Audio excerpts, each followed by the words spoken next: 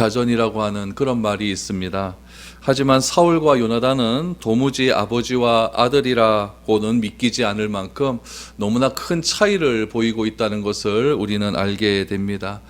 요나단을 보면은 영혼이 참 맑다라는 것을 우리는 알게 됩니다. 신분으로는 아버지 사울왕을 이어서 이스라엘의 두 번째 왕이 될 자격을 갖춘 그런 왕자였습니다. 사무엘상 14장 말씀을 보시면 요나단은 블레셋과의 전쟁에서도 몸을 아끼지 않은 그런 용사로서 등장을 합니다. 비록 골리앗과 맞서지는 않았지만 신복 하나를 데리고 작전에 뛰어들어 블레셋과의 전쟁에서 승리를 거두게 되는 가장 중요한 용사로서의 역할을 했던 사람이 바로 요나단이었습니다. 요나단은 아버지와 온 군대가 두려움에 사로잡혀 있을 때에 믿음으로 승리를 가져다 준 그런 전쟁의 영웅이 바로 요나단이었습니다. 이랬던 요나단이 자신의 믿음과 똑같은 믿음을 누구에게서 발견을 하냐면 다윗에게서 발견을 합니다. 요나단이 가졌던 그 믿음, 하나님만 신뢰할 수 있었던 그 믿음을 오늘 본문 말씀 다윗에게서 발견했었을 때 요나단과 다윗의 관계가 어떠했는지를 한번 살펴볼 수 있기를 바랍니다. 1절 말씀을 먼저 보시면 다윗이 사울에게 말하기를 마침에 요나단의 마음이 다윗의 마음과 하나가 되어 요나단이 그를 자기 생명같이 사랑하니라 라고 말합니다. 지금 요나단과 다윗의 믿음은 어떤 믿음을 가지고 있었냐면은 나보다 하나님을 더 사랑하는 그런 믿음을 가지고 있었습니다. 모든 능력이 하나님께 있었다라고 하는 그 믿음이 요나단에게도 있었고 다윗에게도 있었습니다. 사무엘상 14장에서 요나단이 자기 신복 하나를 데리고 블레셋을 물리쳤을 때도 모든 하나님께서 나보다 더 뛰어나신 분이다라고 하는 믿음을 가지고 블레셋과의 전쟁에서 승리할 수 있었고, 다윗 또한 골리앗과의 싸움에서 나보다 하나님을 더 사랑할 수 있는 그런 믿음이 있었다는 이야기입니다. 요나단은 다윗이 자신의 아버지 사울왕이 입혀준 갑옷과 손에 쥐어준 무기를 다 버리고 몰매를 들고 뛰어 달려가는 모습을 요나단은 분명히 보았을 것입니다. 그러면서 요나단은 생각하죠. 다윗 저 친구는 도대체 누구이길래 모두가 무서워하는 골리앗 앞에서 저렇게 당당할 수 있을까라고 하는 그런 생각을 요나단 마음 가운데 품었을 것입니다. 지금까지는 요나단과 다윗이 한 번도 마주친 일도 없었고 한 번도 이야기해 본 적도 없습니다. 그랬던 요나단과 다윗의 마음이 중심에 하나님을 똑같이 신뢰하는 그런 믿음이 들어가자 일심동체가 된 느낌을 받게 된 것입니다. 그래서 그 마음을 오늘 1절 말씀해 보니까 마음이 다윗의 마음과 하나가 되었다. 요나단의 마음과 다윗의 마음이 하나가 되었다라고 하는 표현을 지금 하고 있는 것입니다. 이렇게 마음이 하나가 되자 요나단과 다윗 마음 가운데 어떤 감정이 오르기를 시작했냐면은 요나단이 다윗을 향한 사랑이 마음속에서 불일 듯 일어나게 되었다라고 성경은 표현을 하고 있습니다. 오늘 이 18장 1절 말씀이 동성애자들한테는 굉장히 자기들한테는 꽤 긍정적으로 다가오는 그런 말씀입니다. 요나단이 다윗을 자기 생명같이 사랑했다, 이 표현이죠. 이 사랑함을 어떤 사람이 동성애라고 이야기를 합니다. 그러나 이것은 이 한 문장만 가지고 그렇게 바라보았을 때 동성애라고 이렇게 표현을 하는 것이지, 이것은 절대 동성애를 표현하는 것이 아닙니다. 요나단의 입장에서 보면은 자신이 세워야 할 마땅한 전공을 누가 세웠냐면은 다윗이 세운 것과 똑같은 것이죠. 원래 보면은 왕자가 나가서 골리앗과 싸워야 되는 것 아니겠습니까? 그래서 골리앗과 싸워 이겨서 모든 전쟁의 그런 영광을 누가 갖는 것이 맞냐면은 요나단이 받는 것이 맞겠죠. 그런데 요나단도 골리앗 앞에 나가질 못했고 유일하게 나가는 사람은 다윗밖에 없었다는 이야기죠. 그런데 요나단이 다윗을 향한 표현을 어떻게 표현하고 있냐면은 다윗을 사랑했다라고 이야기를 합니다. 어떻게 이런 일이 가능할 수 있었을까요? 1절 말씀에는 그 분명한 이유를 이야기하죠. 마음과 마음이 같았기 때문이다 라고 말합니다. 다윗의 마음과 요나단의 마음이 서로 다르지 않았기 때문이다 라고 말합니다. 마음과 목숨과 뜻을 다해 그 같은 마음은 바로 하나님을 사랑하는 마음이었고, 하나님을 사랑하는 사람을 보면 어떤 느낌이 듭니까? 곧 내 형제라고 하는 것, 그런 것을 직감적으로 생각할 수 있는 그런 마음이 드는 것이고, 주 안에서 사랑하는 마음들이 더욱더 커지게 된다는 이야기죠. 우리들도 여러분들 교회 생활하면서 참 신실하고 교회 생활 열심히 하고 예배 잘 드리며 그렇게 신앙생활 잘하는 그런 분들을 보면 참 사랑하는 마음이 다 크지 않습니까? 그런 마음이 지금 요나단과 다윗의 마음 가운데 그렇게 들었다는 이야기죠. 그렇게 주 안에서 사랑하는 마음을 가지고 동성애다라고 하는 것은 너무나 어불성설이라는 것을 우리는 기억을 해야 됩니다. 주 안에서 사랑할 수 있는 그런 마음들, 정말 하나님을 신뢰하는구나, 하나님을 정말 목숨처럼 사랑하는구나, 이런 마음들이 요나단의 마음에도 들어갔고 다윗의 마음에도 들자 두 사람이 하나가 될 수 있는 그런 귀한 계기가 되었다는 사실입니다. 그것을 오늘 1절에서는 마음과 마음이 하나가 되었고 요나단이 다윗을 사랑하는 마음이 더욱더 커져갔다라는 것을 우리는 알게 됩니다. 오늘 본문 이하의 말씀을 보면 요나단과 다윗의 관계 속에서 지속적으로 계속해서 퍼주는 사람은 바로 요나단입니다. 다윗은 값없이 계속 받기만 합니다. 그럼에도 그 사랑이 변치 않을 수 있었던 이유는 무엇이냐면 바로 그 관계 속에서 하나님이 계셨기 때문에 그렇습니다. 오늘 그 하나님이 계신 그 마음, 그 둘 사이의 관계를 오늘 2절에서 4절까지 보면 이렇게 표현을 하고 있습니다. 2절 말씀을 한번 보시죠. 그날에 사울은 다윗을 머무르게 하고 그의 아버지의 집으로 다시 돌아가기를 허락하지 아니하였고 요나단은 다윗을 자기 생명같이 사랑하여 더불어 언약을 맺었으며 요나단이 자기가 입었던 겉옷을 벗어 다윗에게 주었고 자기의 군복과 칼과 활과 띠도 그리하였더라 라고 말을 합니다. 사울이 다윗을 집으로 못 가게 합니다. 집으로 못 가게 하고 왕궁에 상주하도록 그렇게 명령을 내리죠. 그러면 이제 요나단과 다윗은 한 곳에서 같이 지낼 수 있는 그런 여건이 형성이 된 겁니다. 그렇게 같은 곳에서 지내게 된 요나단과 다윗이 무엇을 하였느냐? 오늘 3절 말씀해 보니까 언약을 맺었다라고 말을 합니다.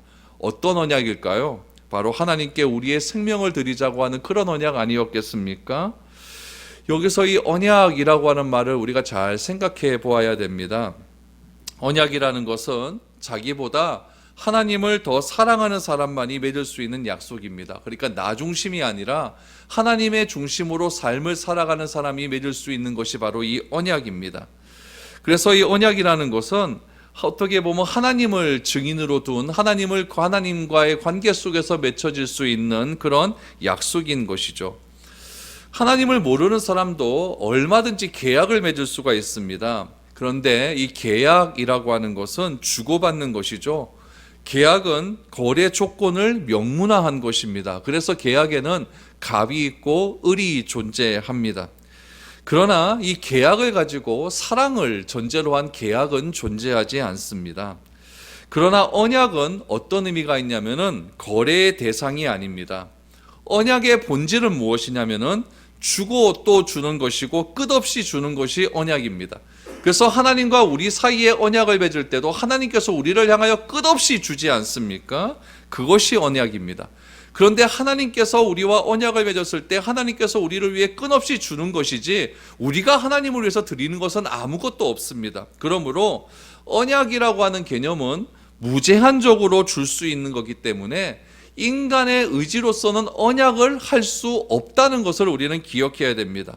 그러므로 오늘 본문에서 나타난 다윗과 요나단이 언약을 맺었다라고 하는 것은 사람과 사람 사이에 언약을 맺었다는 의미가 아니라 하나님이 언약의 주체가 되셔서 증인을 2명 세웠다라는 의미로 우리가 받아들여야 되는 것입니다.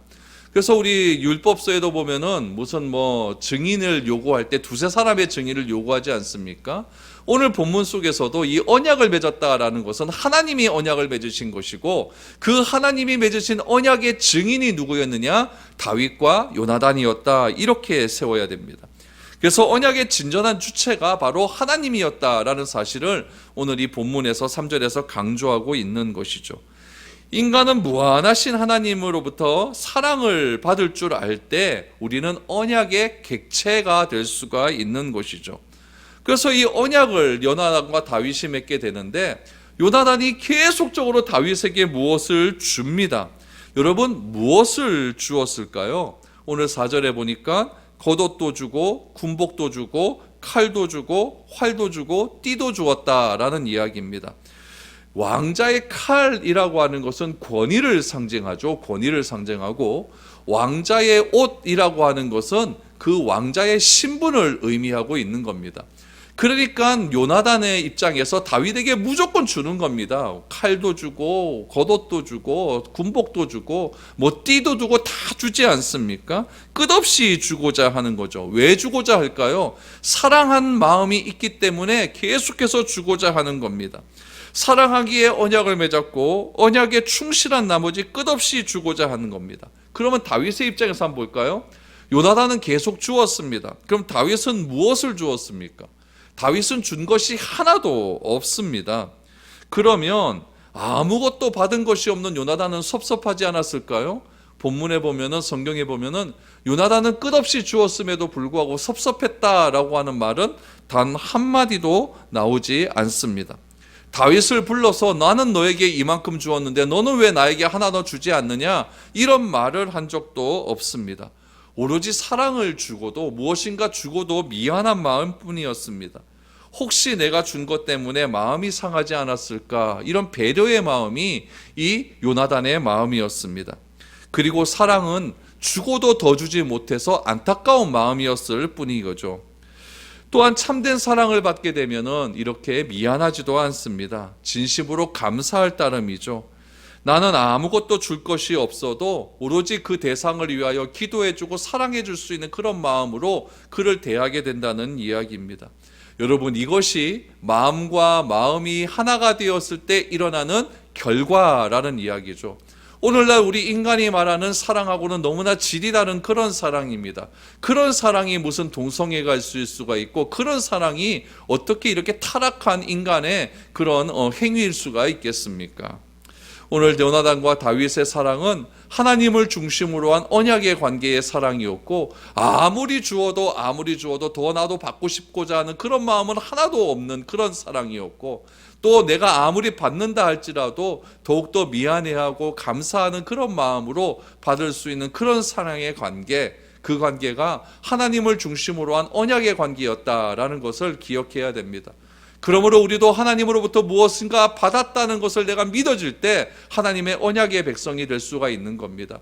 하나님으로부터 무엇인가 받았다라고 하는 그런 귀한 믿음이 우리에게 싹이 나틀 때, 그것이야말로 진정한 언약의 백성으로서 하나님과 우리와의 관계가 맺혀지는 것이지, 어떻게 하나님께서 나에게 구원을 그냥 줄 수 있을까, 이건 믿어지지가 않는다, 이런 식의 관계는 우리 인간이 맺는 그런 계약의 관계와 똑같다는 사실을 기억을 해야 됩니다. 그래서 다윗과 요나단의 이 관계는 바로 하나님과 우리 인간과의 관계를 예표적으로 보여주는 그런 모습이라는 것을 우리는 기억을 해야 됩니다.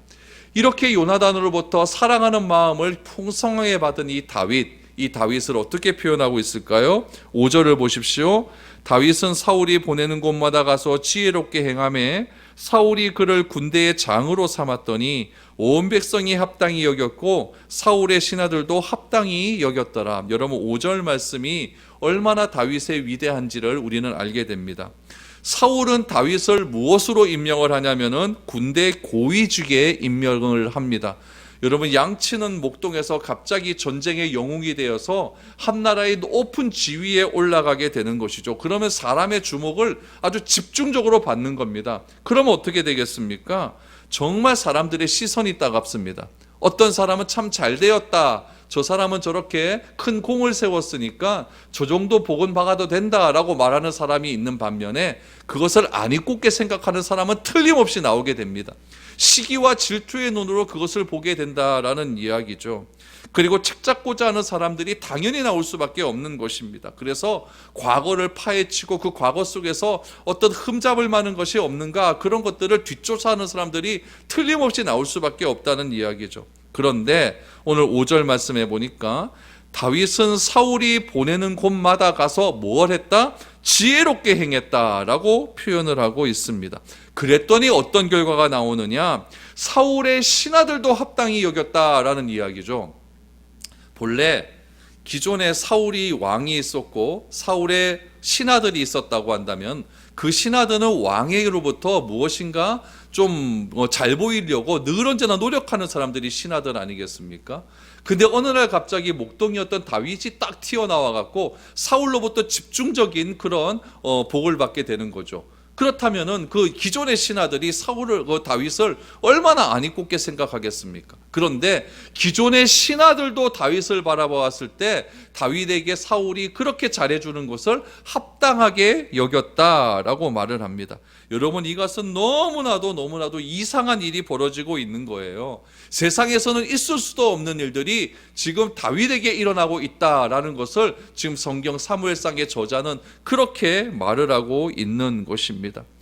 견제를 받아야 할 것이 마땅한데 오히려 다윗을 보면 다들 좋아했다. 이것이 골리앗을 죽인 이후에, 골리앗을 죽이고 블레셋과의 전쟁에서 승리한 이후에 전쟁터에서 일어난 상황이었다라는 것을 저자는 분명하게 이야기를 하고 있습니다. 그리고 나서 그들이 다시 이스라엘로 돌아왔었을 때 또 한 가지의 사건이 발생하게 됩니다. 6절에서 7절을 보시죠. 무리가 돌아올 때 곧 다윗이 블레셋 사람을 죽이고 돌아올 때에 여인들이 이스라엘 모든 성읍에서 나와서 노래하며 춤추며 소고와 경새를 가지고 왕 사울을 환영하는데 여인들이 뛰놀며 노래하여 이르되 사울이 죽인 자는 천천히요 다윗은 만만히로다 한지라 라고 말합니다. 이제 블레셋과의 전쟁에서 승리를 합니다. 개선하는 행렬들이 이스라엘 성읍을 지나갈 때에 여인들이 사울왕을 환영합니다.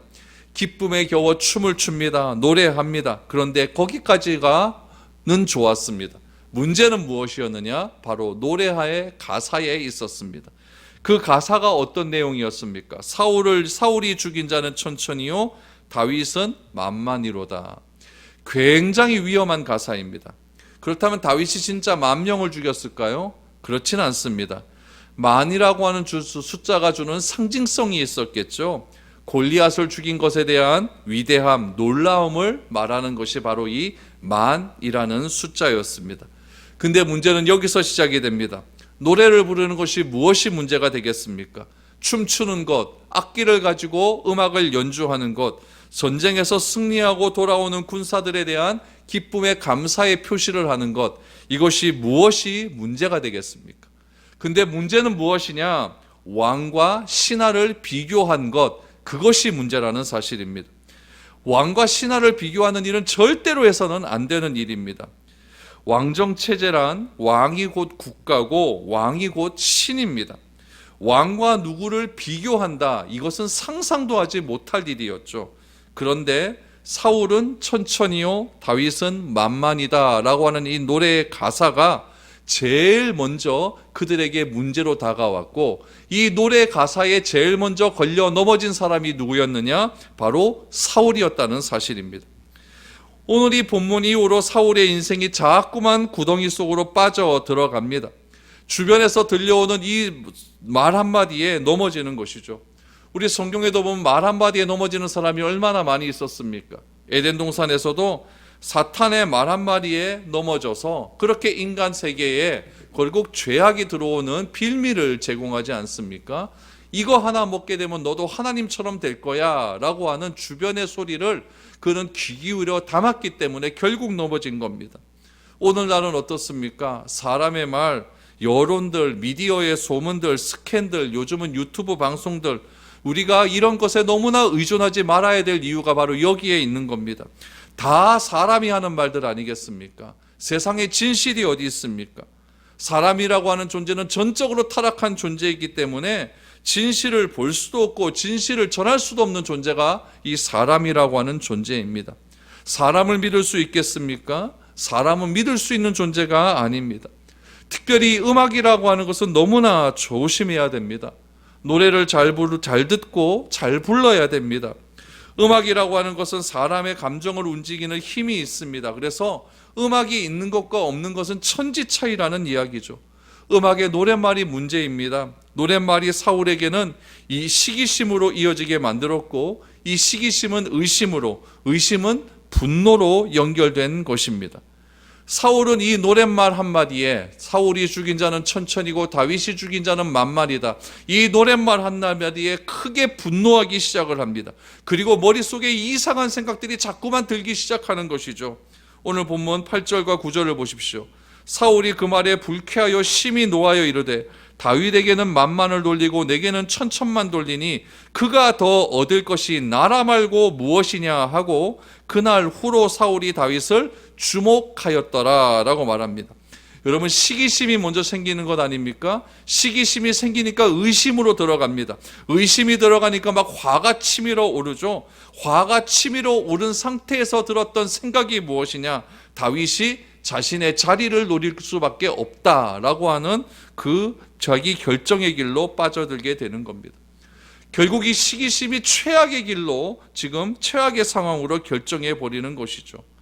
그래서 쓸데없는 의심과 생각은 사람에게 불안과 분노를 가져다 준다는 사실을 우리는 늘 언제나 기억해야 됩니다. 다윗이 왕의 자리를 노렸습니까? 다윗은 왕의 자리를 노린 적이 없습니다. 다윗이 언제 왕이 되겠다고 하는 말 한마디 한 적이 있었습니까? 그렇게 한 적도 없었습니다. 그러나 사울은 이런 시기심과 주변에 들리는 말에 현혹해서 결국 사울은 어떻게 하였느냐? 9절에 보니까 다윗을 주목하였다. 그날 후로 다윗을 주목하였다. 이 주목하다라고 하는 말의 뜻이 눈여겨보다, 주의 깊게 보다라고 하는 뜻이 담겨져 있습니다. 사울왕이 다윗을 주의 깊게 살피게 된 이유가 중요합니다. 그것은 무엇이냐면은 온 백성들이 다윗을 자기보다 10배 높게 평가하고 있다는 생각 때문에 그렇습니다. 다윗은 만만이고 사울은 천천히니까 다윗이 자기보다 10배가 높은 것 아니겠습니까? 다윗을 자기보다 10분의 1로 평가해도 이거 좀 기분 나쁜 일인데, 자신이 다윗의 10분의 1밖에 되지 않는다? 이건 더 기분 나쁜 일이겠죠. 근데 만약 이런 노래를 불렀으면 어땠을 것 같습니까? 사울은 천천히요, 요나단은 만만이다. 여러분, 이것도 별로 기분이 좋은 것 아닙니다. 아무리 자기 아들이라 할지라도 권력은 나눌 수 있는 부분이 아니거든요. 그러면 이랬으면 어떠했을까요? 다윗을 그럼 아들로 한번 삼아보자. 요나단도 나에게 훌륭한 아들이 있으니까 다윗을 아들로 삼아보자. 그래서 다윗 같은 젊은이 100명을 한번 길러보자. 그러면 얼마나 나라가 더 든든해질 수 있을까? 이런 생각을 하면 이 사울의 왕국이 얼마나 더 튼튼해질 수 있었을까요? 그러나 사울에게 그런 생각은 들지 않았습니다.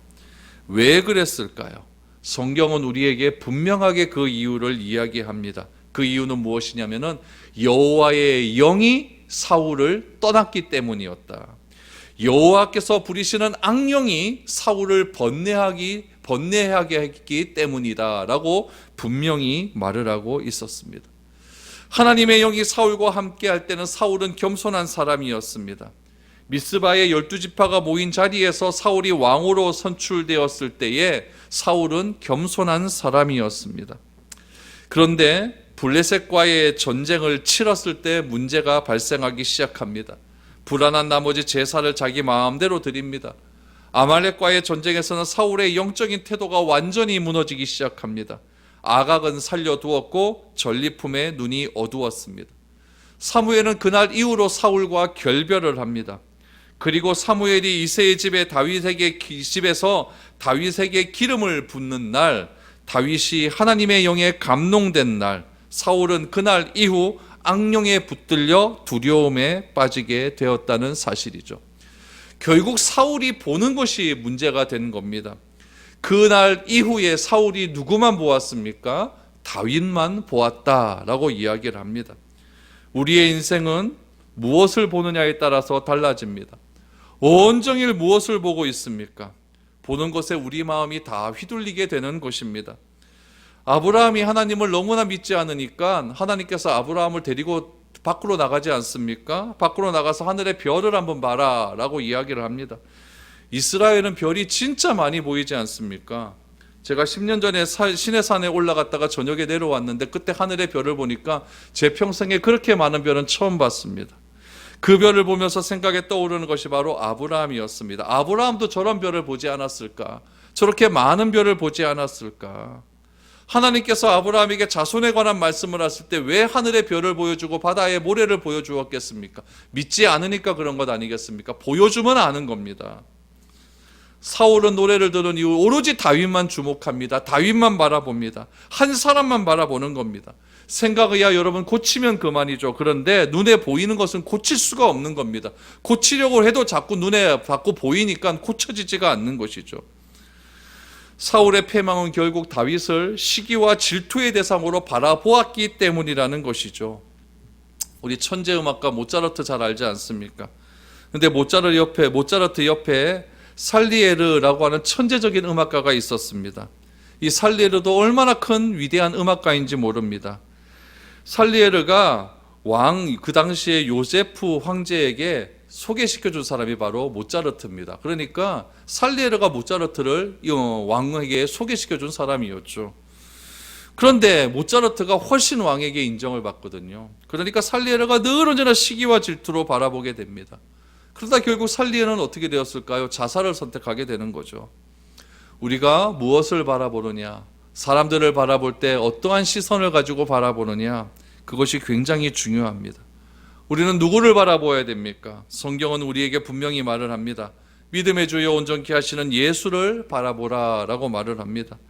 우리가 예수를 바라보고 예수님의 생각으로 내가 생각하고 주님의 행동으로 내 행동을 고쳐 나아갈 때에 우리는 온전한 사람이 되어져 갈 수 있는 겁니다. 백성은 다 사울의 백성입니다. 다윗은 나라가 위기의 상황이었을 때 나라를 구해낸 민족의 영웅이었습니다. 그러면 고마워해야 되는 것이 정성입니다. 사울의 나라를 다윗이 구원해 주었으니까 얼마나 고마워해야 됩니까? 그런데 사울은 그를 시기합니다. 왜 그럴까요? 그것이 바로 세상의 특징입니다. 세상은 나보다 잘 되는 꼴을 보지 못하는 거기 때문에 그렇습니다. 그것이 죄인의 특징이기 때문에 그렇습니다. 그러므로 우리가 바라보아야 할 것은 사람을 바라볼 때 시기와 질투의 대상으로 바라보는 것이 아니라 사랑하는 대상으로 바라보아야 됩니다. 그 사랑하는 대상으로 바라볼 수 있는 방법은 무엇입니까? 주님께서 우리에게 마음을 주셔야 됩니다. 그래야만 요나단이 다윗을 바라보았을 때 마음과 마음이 통해 그를 사랑할 수 있듯이 우리도 주님이 주시는 마음을 가지고 사람을 바라볼 때에 그를 진심으로 사랑할 수 있는 것입니다. 여러분, 사람을 시기와 질투의 대상으로 바라보는 것이 아니라 사랑의 대상으로 바라볼 수 있기를 바랍니다. 여러분, 우리가 사람을 시기와 질투의 대상으로 바라볼 때에 우리는 사울처럼 한순간에 스스로 무너지는 길을 택할 수밖에 없게 되는 것입니다. 오늘 이 말씀을 통하여 사울의 그런 실패의 길이 우리의 길이 되지 않기를 바랍니다. 그래서 우리가 늘 언제나 주님을 바라보고 주님이 주시는 마음을 가지고 우리가 사람들을 대할 때에 요나단이 다윗과 마음을 합하여서 서로 사랑하는 삶을 살게 되는 그런 귀한 삶의 공동체가 바로 교회라는 사실을 기억하시고 교회 안에서 더욱더 사랑하며 위해주며 격려해주며 마음을 같이 할 수 있는 그런 아름다운 일들이 풍성해져 갈 수 있는 저와 우리들의 삶이 될 수 있기를 주님의 이름으로 축복드립니다.